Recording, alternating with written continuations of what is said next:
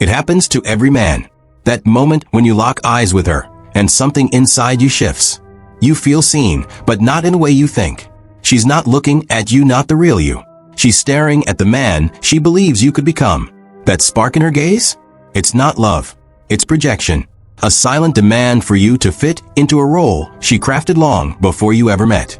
Carl Jung spent a lifetime mapping the dark corners of the human psyche, and what he uncovered about women will shake you to your core. This isn't some shallow dating advice. This is the uncomfortable truth about how women perceive men, and why most men never realize they're being manipulated by invisible forces. You think she chose you? Think again. She chose the idea of you. A fantasy, a character, a hollow outline she's been waiting to fill. And when you stop playing a part, that's when the mask slips. The warmth in her eyes cools. The admiration fades. Because the real you was never part of the script. This is the shocking reality Jung warned us about. Women don't fall for men. They fall for illusions. And if you don't understand the game, you'll spend your life chasing approval from someone who never truly wanted you, just the version of you they imagined. But here's the twist. This isn't about blaming women. It's about wake-up call for men. The moment you see the truth, everything changes. The power shifts. The game ends. And that's where the real journey begins. The animus and feminine projection. Jung called the animus the hidden masculine force living inside every woman. It's not a villain. It's a shadow, an unconscious blueprint of what she believes a man should be. And when this force goes unchecked, it distorts reality. She doesn't see you. She sees a reflection of her own unmet desires, her unhealed wounds, her unrealized dreams. This is why good men get discarded. This is why dangerous men get worshipped.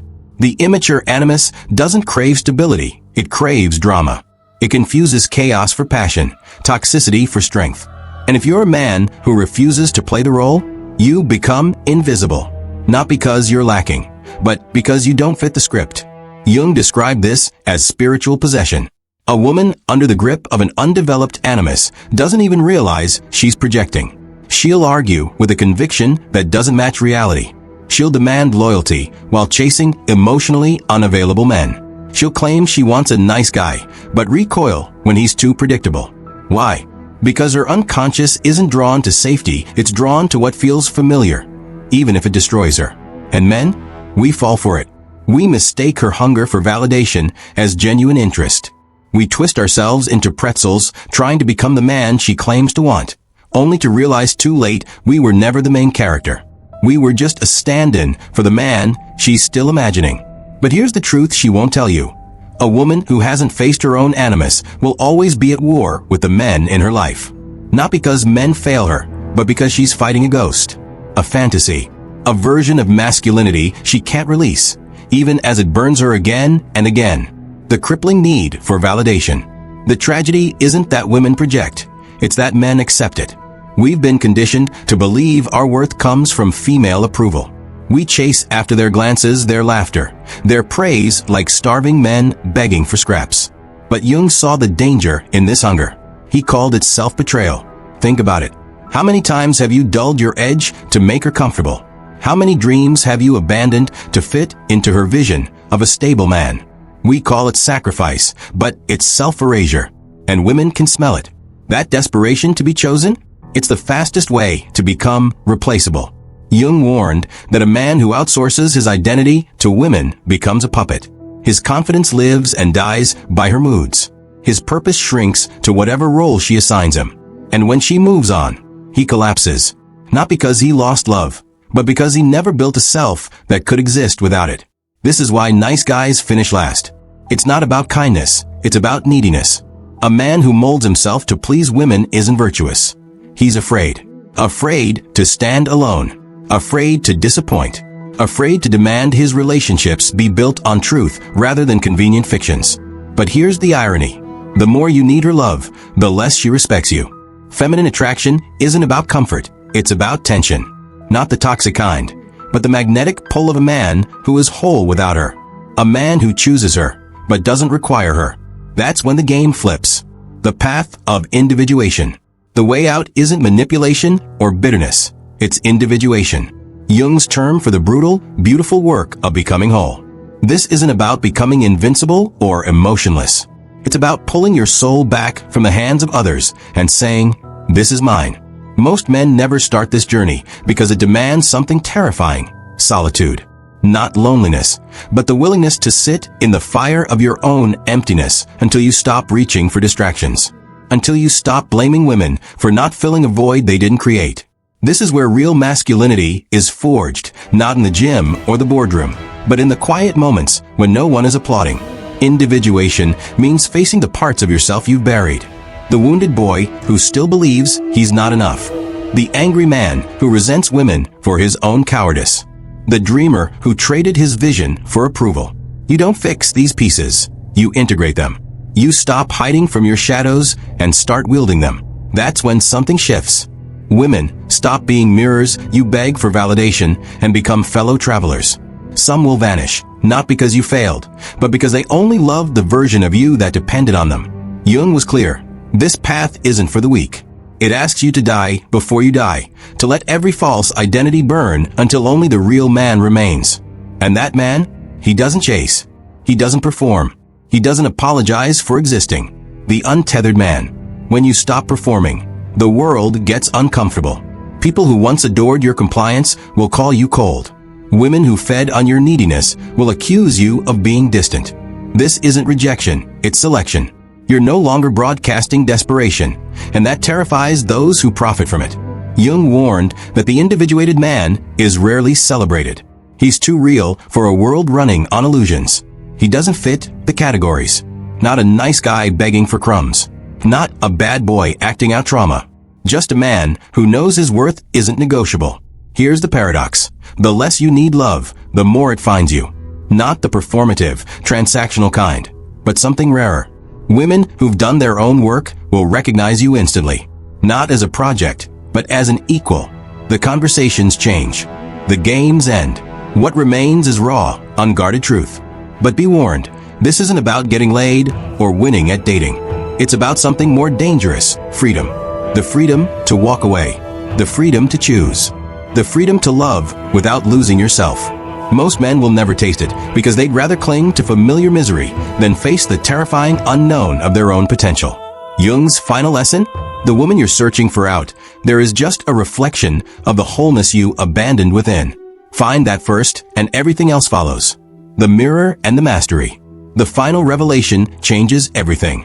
When you stop seeing women as salvation or adversaries, they become mirrors, showing you exactly where you're still incomplete.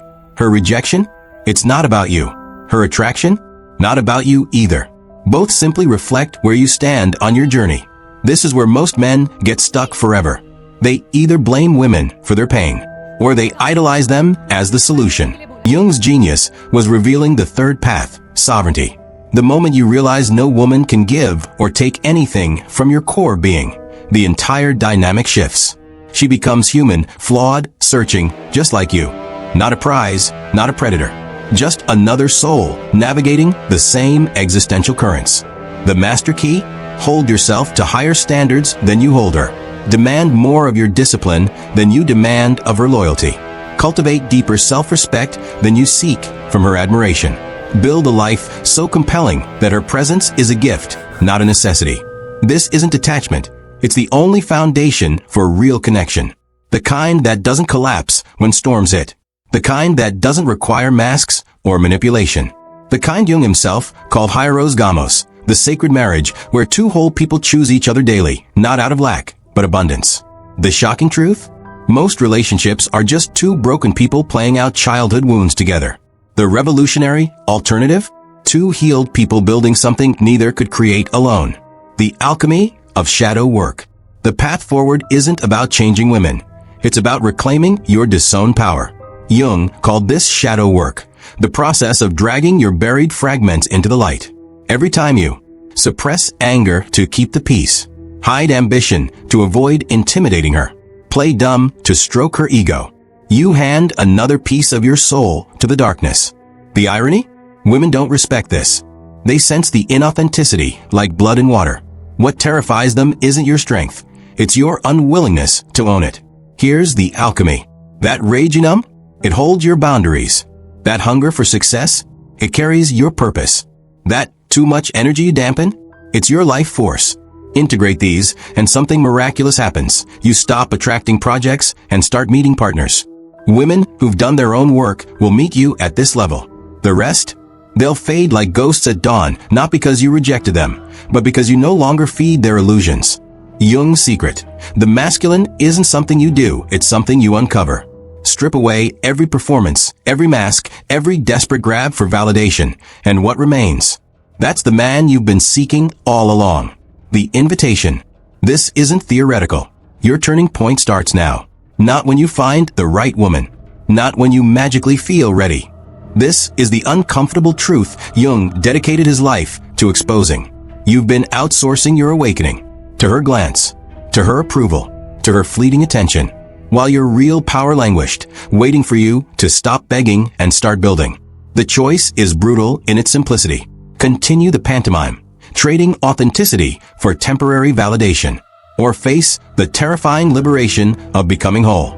There are no shortcuts, no 3 tricks to hack her psychology, just the raw, unglamorous work of self-confrontation. The irony? The moment you commit, truly commit, the entire universe rearranges. Women sense it.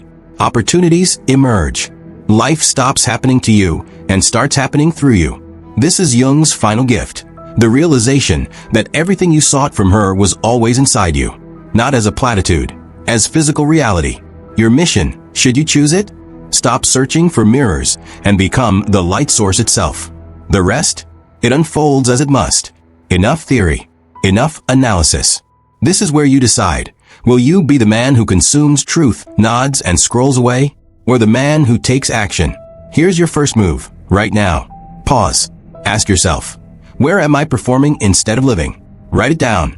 Name one way you've betrayed yourself to please others. Commit to one bold act of authenticity today, no matter how small. This isn't about fixing your love life. It's about resurrecting your sovereignty. Smash the like button if you're done being a puppet.